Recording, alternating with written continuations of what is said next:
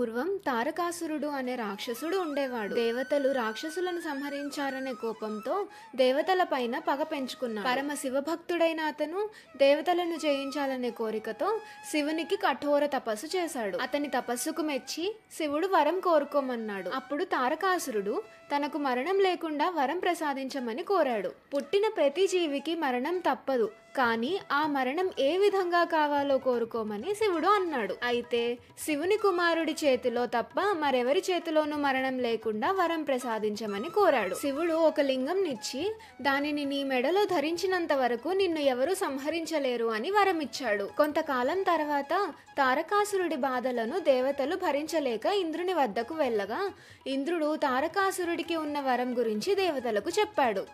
ఈసారి దేవతలందరూ కలిసి శివుడి కుమారుడైన కుమారస్వామితో పాటు తారకాసురుడి మీద యుద్ధానికి బయలుదేరారు. అప్పుడు కుమారస్వామి బ్రహ్మాస్త్రంతో తారకాసురుడి మెడలో ఉన్న లింగాన్ని 5 ముక్కలు చేశాడు. ఆ 5 ముక్కలు పడిన చోట వెంటనే ఇంద్రుడు, సూర్యుడు, కుమారస్వామి, చంద్రుడు, విష్ణువు ఆయా లింగాలను ప్రతిష్ఠించారు.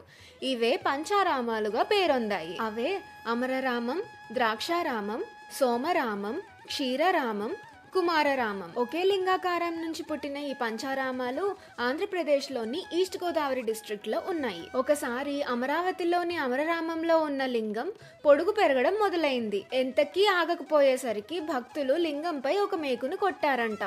అప్పుడు పెరగడం ఆగిపోయిందంట. అక్కడ వచ్చిన రక్తపు మరకలు ఇప్పుడు లింగం పైన కనిపిస్తాయని అంటారు. నెక్స్ట్ ఏ టాపిక్ గురించి తెలుసుకోవాలనుకుంటున్నారు? తప్పకుండా కామెంట్ చేయండి. ఇటువంటి మరిన్ని వీడియోస్ కోసం ఈ ఛానల్ని సబ్స్క్రైబ్ చేయండి.